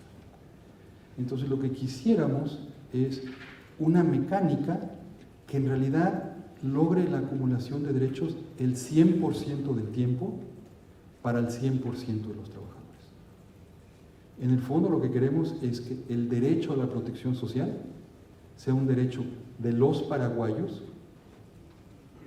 o de los trabajadores paraguayos y no el derecho de cuando un trabajador paraguayo tiene una relación de dependencia y deja de perder el derecho cuando ya no tiene una relación de dependencia. Si es la misma persona con el mismo capital humano, trabajando las mismas horas y esforzándose de la misma manera. Hoy en día, el Estado paraguayo trata a los trabajadores de forma asimétrica y los derechos se acumulan solamente durante parte del tiempo laboral. La cifra que usted dio no me sorprende y es una cifra preocupante. Entonces, ¿a dónde queremos ir? La imagen objetivo, y esto puede ser el 2035 o 2030, la imagen objetivo sería un mercado laboral en donde los derechos a la protección social son independientes del estatus laboral de las personas y donde se encuentra un equilibrio entre la flexibilidad que las empresas necesitan para responder a un mundo moderno, shocks tecnológicos, shocks de demanda, y por otro lado la estabilidad que requieren los trabajadores. Yo he estudiado con cierto detalle la legislación mexicana y no estoy muy probablemente es muy parecida a la legislación paraguaya. ¿Por qué la legislación mexicana dice que las empresas no pueden despedir a los trabajadores asalariados? A menos de que estén borrachos o roben. Porque el legislador en aquel entonces, y tenían razón, decían, oye, si lo despides, pierde el acceso a la salud. Entonces es muy grave, porque al despedir al trabajador lo dejas sin ingresos y sin servicios de salud. Pero si pensamos en lo siguiente, oye, ¿y qué pasa si hacemos un sistema universal de salud en donde el acceso a la salud ya no esté financiado a través de la contribución específica a la seguridad social, sino a través de la tributación general, como lo hacen aquí en Brasil, con un sistema unificado de salud que es universal para todos, financiado de la tributación general? No lo hace así Chile, que tiene la distinción entre FONASA y las ISAPRES, etc. Todos los países tenemos sistemas de salud cementados en el sector así. Pero ¿qué pasa si lo unificamos? Y si la calidad de la atención de la salud, los cuadros de medicamentos, los procedimientos médicos a los que tiene derecho la gente, son los mismos, estando asalariados, no asalariados o en el desempleo. Entonces, el perder el trabajo asalariado ya no implica ninguna afectación respecto a la salud. Y si decimos, oye, mira, en vez de que tengas unos pagos por despido, que la empresa no los va a poder hacer en el momento que te despide, porque la empresa está pasando por un mal momento, vamos a poner un seguro de desempleo eficaz, que prepague la empresa y que cuando viene el shock negativo, tú tienes acceso a un seguro de desempleo que te asegura que por unos 6 meses, 9 meses, el periodo que sea, tienes ingresos parecidos a los que tenías antes. Entonces ya la flexibilidad empieza a tomar una connotación diferente. Ya no es quedarme sin ingresos, ya no es quedarme sin acceso a servicios de salud, y podría extenderme un poquito, no lo voy a hacer por razones de tiempo, en materia del acceso a la pensión, al seguro de invalidez, etc. El punto más profundo es este. Tenemos que construir una red de protección social que sea más independiente del estatus laboral de las personas, para que los cambios de estatus no reflejen afectación de derechos y para que la acumulación hacia las pensiones sea una acumulación que se dé a lo largo de todo el ciclo laboral. ¿Cómo se hace eso?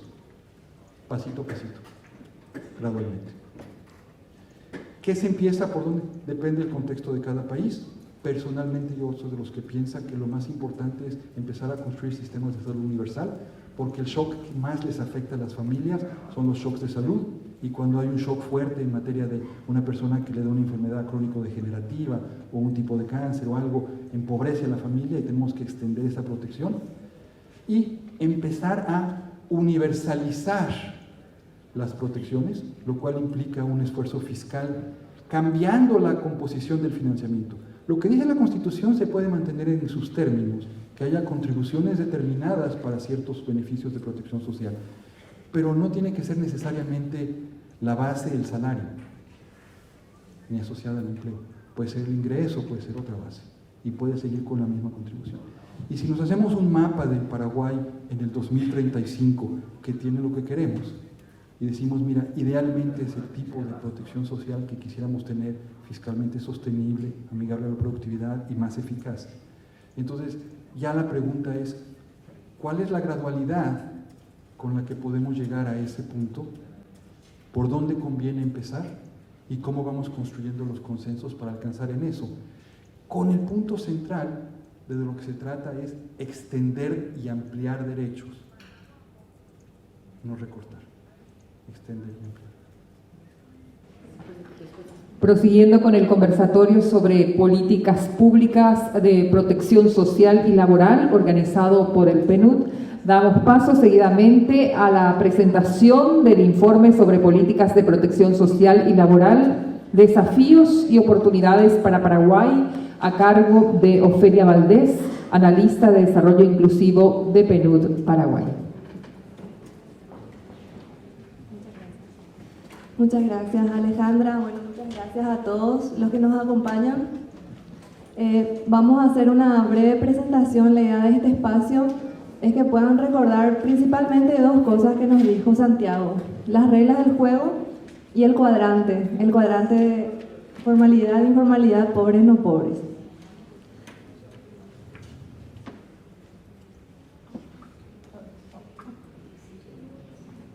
Ahí sí.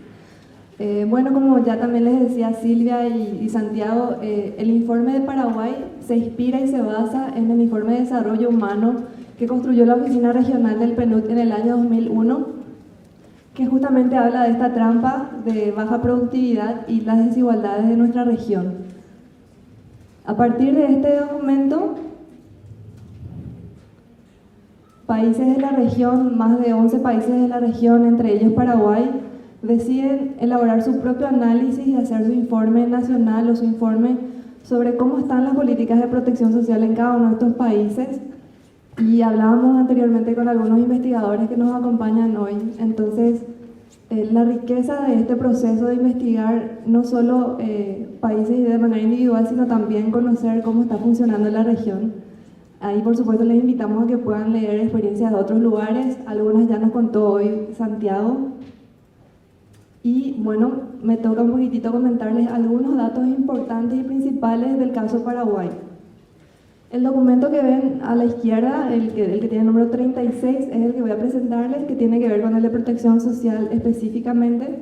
Y el de al lado es el nuevo documento publicado en esta semana, que tiene que ver también con los aspectos tributarios, el análisis de la parte tributaria, que justamente busca complementar el documento anterior. Esto es una línea de pensamiento que empieza en el 2021 con Atrapados y se sigue desarrollando. Como decía Santiago, son 15, 20 años de analizar y reflexionar sobre estos temas. Bueno, y para entrar un poquitito en la parte macroeconómica, muy brevemente, quería mostrarles estas dos líneas. Por un lado pueden ver la variación del ingreso laboral, que es la línea azul oscura, y la variación del Producto Interno Bruto, que es la línea verde agua. Podemos ver que hasta el año 2010 la cosa iba bastante bien para luego variar bastante, pero estas líneas no van juntas tampoco. En algunos momentos vemos que el ingreso, por ejemplo en el año 2011, el ingreso es bastante alto, pero no va de la mano como con la evolución del Producto Interno Bruto. Porque existen otros factores que hoy nos estuvo ya mencionando Santiago, que hace que el sistema sea bastante frágil y que no esté directamente relacionado o que realmente no sea totalmente inclusivo. El documento tiene todo un primer capítulo que analiza el marco jurídico de lo que es el sistema de protección social en Paraguay, y este gráfico lo que hace es describir un poquitito cómo está conformado o cómo está distribuida la población ocupada según los aportes a la caja de jubilación. Entonces podemos ver la última columna, donde pueden ver el total, que solo el 23% de la población ocupada está aportando con datos del 2021 a una caja de jubilación. Y si vemos las columnas de la izquierda, podemos ver que las personas que están en el sector público, que trabajan de manera dependiente, 8 de cada 10 están aportando. Sin embargo, si vemos dentro de la población ocupada dependiente, pero que está en el sector privado, que acá incluye también los trabajadores del hogar que son remunerados, y en su mayoría son los que no están aportando a la caja. La siguiente columna donde está el sector privado solo se refiere a trabajadores independientes, que para el régimen de Paraguay es un régimen voluntario, y ahí podemos ver que prácticamente es muy bajita el porcentaje de gente que aporta. También el documento presenta todo lo que es el marco jurídico de salud, y analizando dos cosas: a qué personas está disponible el servicio y cómo se financia. Por un lado, todo lo que es el Ministerio de Salud, que ofrece el servicio de carácter universal y se financian con recursos públicos. Luego, el Instituto de Previsión Social, que ofrece servicios para los cotizantes y sus familiares, los que están aportando. Luego tenemos una serie de hospitales que también o son para policías, para militares, para ciertos sectores. Entonces, por acá lo que vemos o analizamos en este marco jurídico de salud es que existen varias opciones. Algunas se financian con recursos públicos, otros con recursos de los aportantes. Todos los regímenes obligatorios, incluyendo el trabajo de relación de dependencia y trabajo doméstico, cuentan con el seguro de IPS. Para los trabajadores independientes esto no ocurre. Los trabajadores independientes pueden contribuir, pero solo al sistema jubilatorio. Esto es importante destacar, y un poco lo que decía Santiago. En este caso, el ejemplo que daba con el ministro, ¿verdad? En otoño y en primavera nos cubren y en las otras estaciones no. Un poco las consideraciones de esta sección del marco jurídico se caracteriza por una multiplicidad de esquemas. Se observan desigualdades en el acceso, en la permanencia de las prestaciones y en la fuente de financiamiento.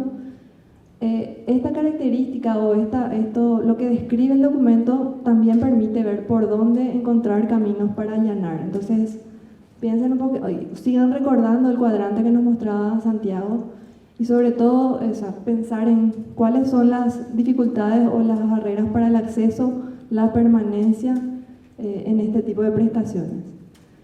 Son regímenes fragmentados entre trabajadores en relación de dependencia y trabajadores independientes.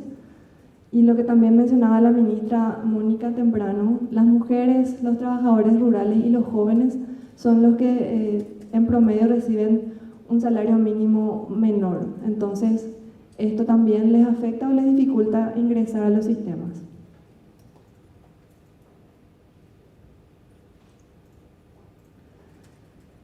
Lo que les estuve contando anteriormente tenía que ver con el marco jurídico, las leyes y un poco las reglas de juego de lo que es Paraguay, y es parte de lo que también deberíamos pensar más adelante en cuanto a las soluciones que podríamos eventualmente pensar como país. A continuación, la idea es compartir algunos datos de lo que son las características del mercado laboral en Paraguay, y de vuelta acá hacemos un ejercicio de analizar por un lado el Producto Interno Bruto per cápita, que es la línea roja que pueden ver que tiene una trayectoria ascendente hasta más o menos el 2017, 2018, y luego empieza a bajar. Sin embargo, esto no va relacionado con los niveles de ingreso. No necesariamente los niveles de ingreso aumentan en la misma medida que aumenta el Producto Interno Bruto per cápita. Y además, este gráfico nos permite tener esta información desagregada por sexo. podemos ver los niveles de ingreso de hombres y mujeres y cómo se va comportando a lo largo de los años. Estos gráficos también muestran el ingreso laboral promedio según el sexo y según el área de residencia. El informe ofrece una descripción y caracteriza muy bien cómo se va comportando el ingreso y sobre todo mostrando también las brechas, ¿verdad? No es lo mismo un trabajador en zona urbana que un trabajador en zona rural, no es lo mismo una mujer trabajadora que un hombre trabajador.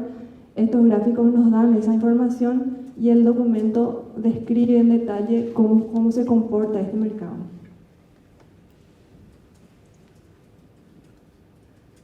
Y otras consideraciones generales del mercado, algunas personas quedan fuera del sistema jubilatorio porque no cuentan con ingresos suficientes. Más adelante vamos a ver un gráfico que muestra muy bien esto. Muchos son trabajadores familiares no remunerados, trabajan en las casas pero no reciben un salario, y un gran porcentaje, casi 2 millones de personas, que son trabajadores por cuenta propia. Casi el 88% de las trabajadoras remuneradas del hogar no reciben un salario mínimo. En este caso sabemos que existe una ley, sabemos que hay avances, sin embargo todavía los datos nos muestran que hay algo más que podamos hacer aquí.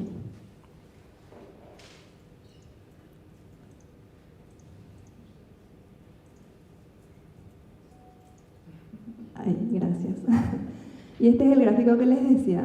Pueden ver la línea de puntos, es la que indica dónde está el salario mínimo. Todo lo que ven a la izquierda de esa línea son personas que perciben un salario menor al salario mínimo.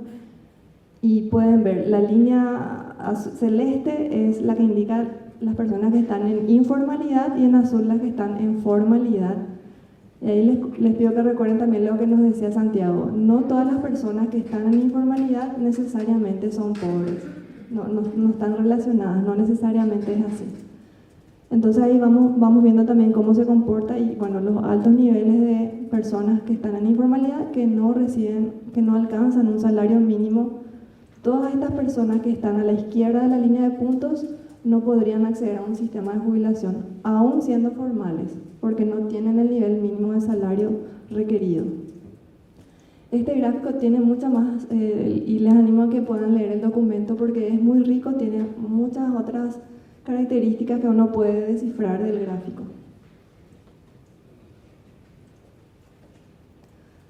En esta parte de la población ocupada asalariada, según el sector y tipo de contrato, también nos permite ver contrato definido, contrato verbal. Todavía el contrato verbal tiene un porcentaje muy alto, es un contrato que se sigue utilizando. Contratos indefinidos, que son los que están en rojo, todavía son bastante pequeños.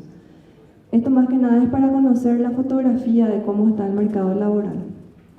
Y como nos decía también Santiago, este es un resultado de los 50, 80 años de todo lo que implicó el proceso para Paraguay.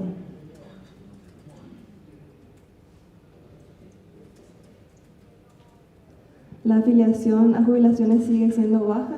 Hoy comprendimos varias de las razones por qué todavía esto no puede aumentar, los incentivos todavía son insuficientes.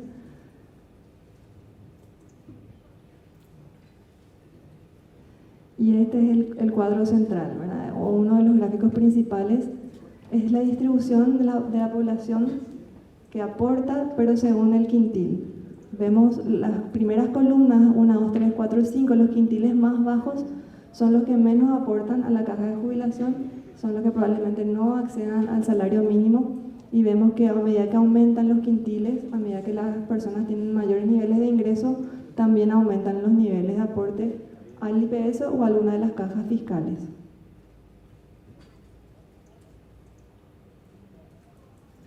Este gráfico lo que nos muestra es los niveles de formalidad y de informalidad según el tamaño de las empresas, y vemos que hasta el nivel de empresas, hasta 5 personas, los niveles de informalidad son altos, y estos niveles mejoran los niveles de formalidad a medida que aumentan el tamaño de las empresas.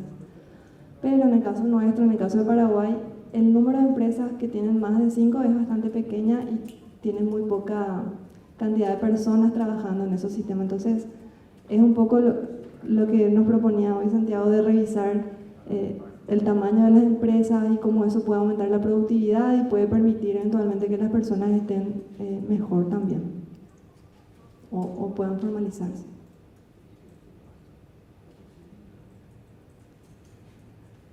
Acá hay varias conclusiones y recomendaciones del documento.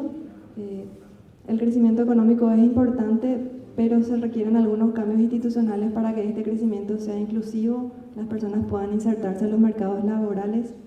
Puede generar empleo, pero también tendríamos que ponerle el ojo de qué tipo de empleo, de qué manera, y los regímenes de seguridad contributiva se encuentran, está muy atado a la relación de dependencia. Entonces hay un poco mirar también cómo podríamos, en el caso de Paraguay, poder resolver esa parte y lo de salario mínimo.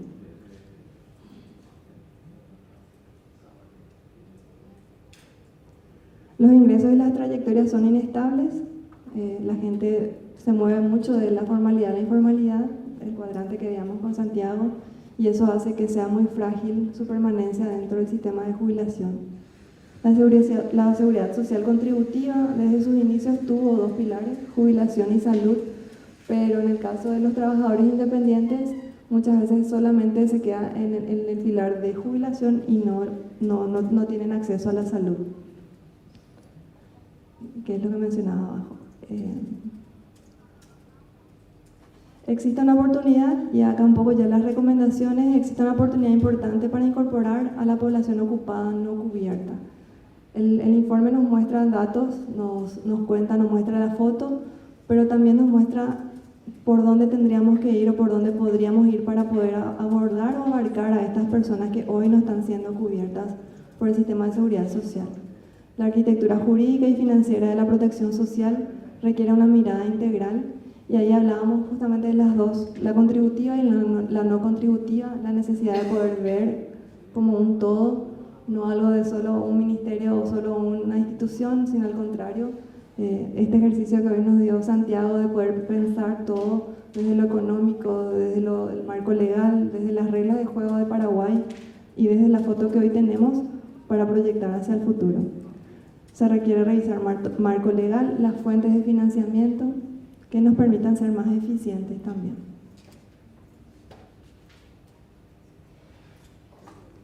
Cambios sustanciales en los sistemas de información. Esto viene de la mano de la eficiencia, poder tener los datos, la información, que los datos estén interconectados, que podamos tener información en tiempo real. Cuando haya un shock o lo que vivíamos con la pandemia, que podamos tener los datos disponibles en tiempo real, que nos permitan los recursos que tengamos apuntarlos de manera eficiente. Existe la necesidad de repensar, adecuar la estructura que hoy presenta el sistema para garantizar que todos los habitantes estén protegidos, y es el objetivo central, ¿verdad? Que todos estén protegidos, los que ya están, que sigan protegidos, y aquellos que están por fuera que puedan ser incorporados. Y para terminar, enganchando un poco con el segundo documento que hace el análisis de sistema tributario, el documento propone como dos canales que podríamos utilizar o que podrían ser posibles para financiar en cierta medida el sistema de protección social. Por un lado, el aumento de la eficiencia de la recaudación. Veíamos esta semana en tapa de diario que eso se está dando, es algo que el gobierno está apuntando a mejorar los sistemas de recaudación. Sabemos que todavía hay espacio para recaudar bien o recaudar más. Aumento en la eficiencia del gasto, y el documento propone 3 acciones puntuales: actualizar la ley de servicio civil, establecer un sistema integrado de beneficios sociales y crear un sistema de compras públicas. Estas propuestas, estas recomendaciones ponemos a consideración de todos desde el PNUD, y como decía Silvia al inicio del conversatorio, nos encantaría que puedan revisar la información, que sean documentos de trabajo para ustedes, para los equipos técnicos, para los investigadores, y que sea pie para las siguientes decisiones que tomemos a nivel país. Así que muchísimas gracias por escucharnos. Gracias.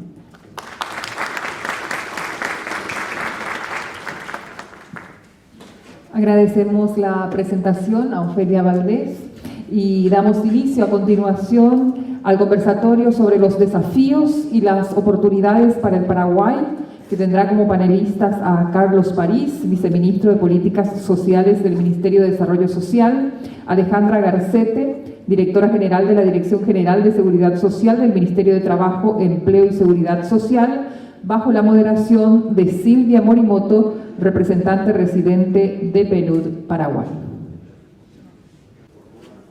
Adelante, por favor.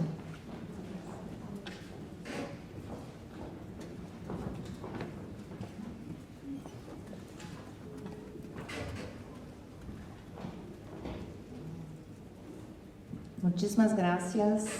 Buen día todavía para todos. La idea es conversar con ustedes, preguntarles cuáles son las oportunidades y acciones que están emprendiendo desde el ministerio que les toca en materia de protección social. Empiezo con las damas, ¿se está de acuerdo? Alejandra, ¿cuáles son las oportunidades y las acciones que están emprendiendo desde el Ministerio de Trabajo, Empleo y Seguridad Social sobre el tema de protección laboral? Buenos días a todos. Tenemos varios enfoques, todos ellos partiendo desde el diálogo social, ¿verdad? Necesitamos escuchar las necesidades reales de los sujetos a los que van a ir dirigidas las políticas de manera interinstitucional para que estas acciones estén coordinadas y que sean efectivas en su aplicación. Por un lado, entendemos que la productividad, ¿verdad?, es esencial para el desarrollo económico y en ese sentido desde el Ministerio se está atacando, o sea, realmente estamos apuntando a mejorar la empleabilidad, ¿verdad? Entonces, se iniciaron una serie de relevamiento de datos en territorio. Queremos escuchar cuáles son las necesidades reales de las empresas, de las industrias y por sectores. Entonces, a partir de ese relevamiento de las necesidades, focalizar las formaciones y capacitaciones. Entonces, sabemos cuáles son las necesidades reales y podemos capacitar a las personas, entonces va a estar más dirigida a su inserción laboral. Esa empleabilidad, obviamente, desde el punto de vista de la persona, va a mejorar sus condiciones, entonces apuntar a un mejor ingreso, y desde el punto de vista de la empresa, mejorar la productividad. Eso es por un lado. En lo que es protección social más puntual, bueno, es inevitable y sabemos que tenemos que apuntar a una reforma integral. En ese sentido, ahora mismo ya se abrió la mesa de diálogo sectorial de seguridad social y el primer tema instalado es el análisis de la creación de la superintendencia, donde de manera separada primeramente escuchamos a los sectores, ya nos reunimos con el sector sindical, empresarial, el sector de los jubilados.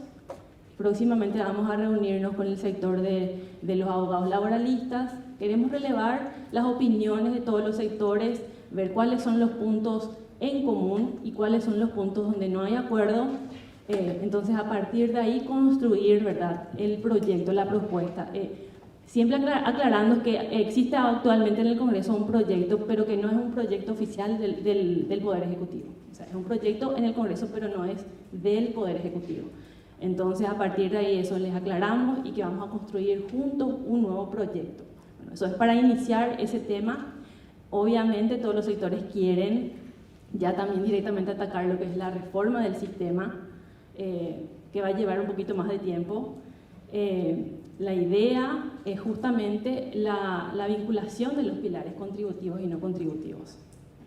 Ya no puede existir esa separación, a eso vamos a apuntar. Y como justamente mencionó también el especialista, la cuestión de la salud, eso es principal.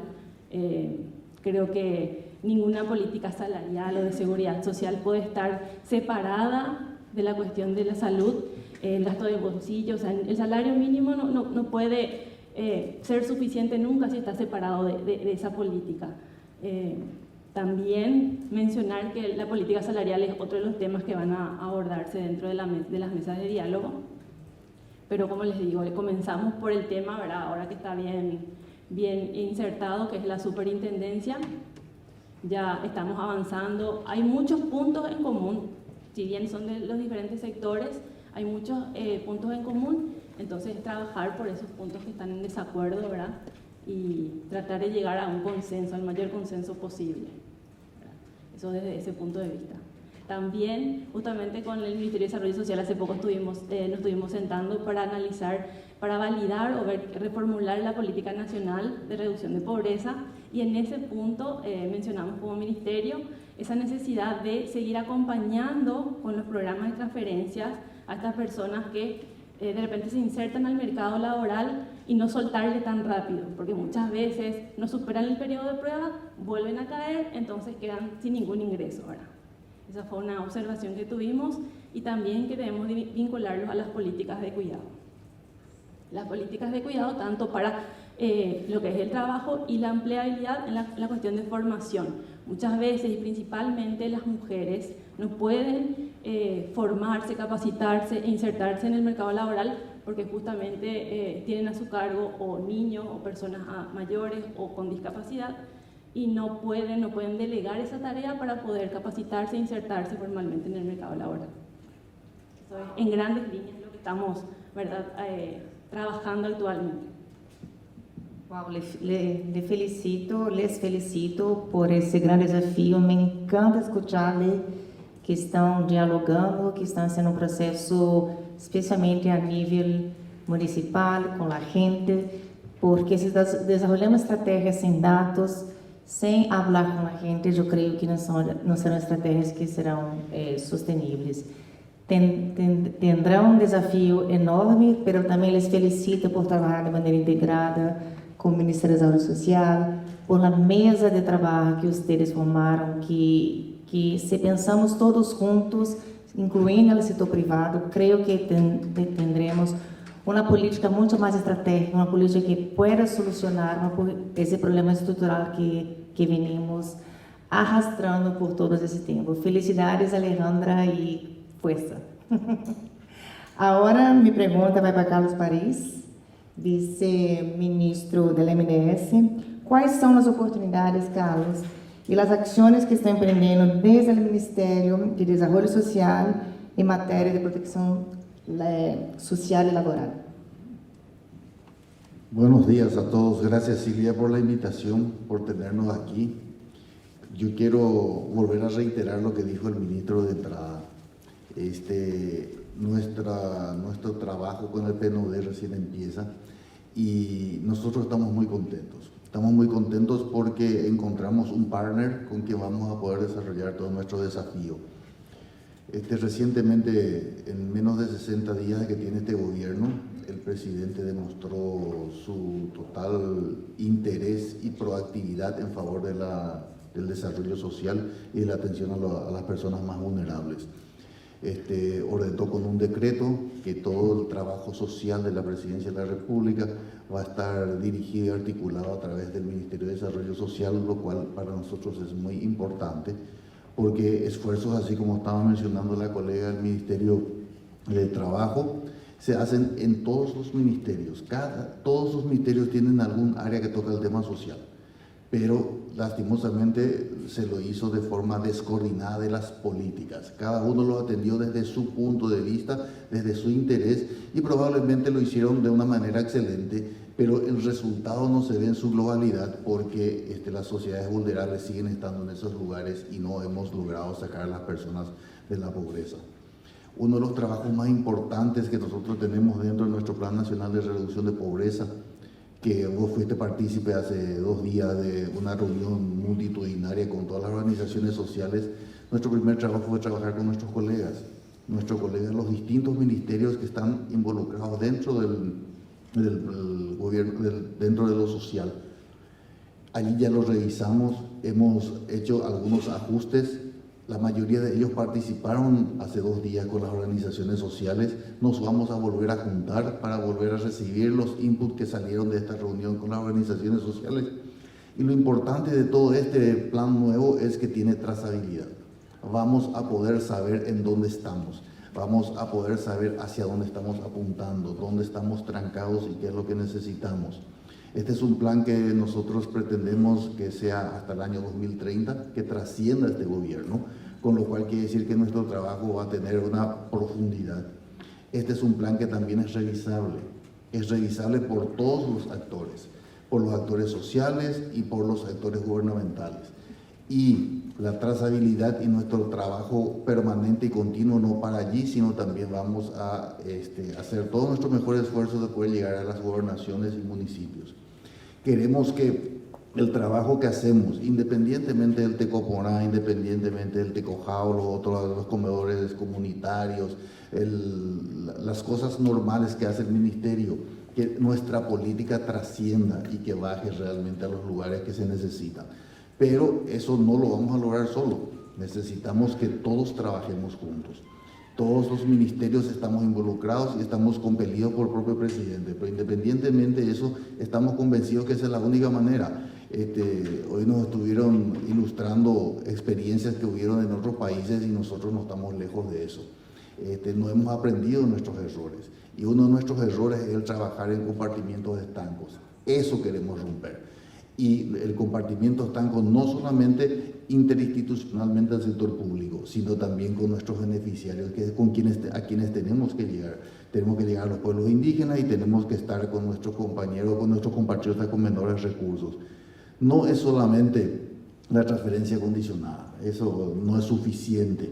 No es suficiente darle un capital semilla para que ellos ingresen con algún expertise que tiene y hagan un negocio. Ocurre lo que estaba diciendo ella. Por eso es que cada sector va a hacer lo suyo, pero totalmente coordinado dentro de una política. Y obviamente nuestros cooperantes y nuestros amigos, y principalmente el PTUD, también le vamos a subir a nuestro barco porque es importante. Porque no, hablando en serio, cuando hablamos de transversabilidad, cuando hablamos de hacer cosas juntos, si no tenemos experiencia, si no tenemos expertise, si no le podemos tener a él comenzando, o sea, empezando el gobierno que nos cuente ya los errores que hubieron y hacia dónde nos vamos, es muy difícil poder avanzar. Así que yo celebro y agradezco esta oportunidad de poder charlar juntos. Muchísimas gracias, viceministro. Les felicito más una vez por, en menos de 100 días, lograr revitalizar un plan nacional de reducción de la pobreza, con participación, con consultas, con integración con varios ministerios. Como les digo en el inicio de la charla, nunca he visto en los 4 años que estoy acá, todos los ministerios alineados con el pensamiento de trabajar en alianza para promover un impacto mayor. Solamente con alianza, trabajando conjuntamente, podremos lograr que Santiago tanto nos menciona que é um desenvolvimento inclusivo e sustentable. Colegas, terminamos acá nosso diálogo. Espero que tenham servido para para uma reflexão para vocês, que tenham aprendido com o professor Santiago, com nossos colegas, com Alejandra e também com Carlos Paris. E agradeço muitíssimo pela confiança e a oportunidade de apresentar-lhes algumas ideias, estratégias para que possamos pensar juntos a promover um futuro mejor para nosso amado Paraguai. Gracias.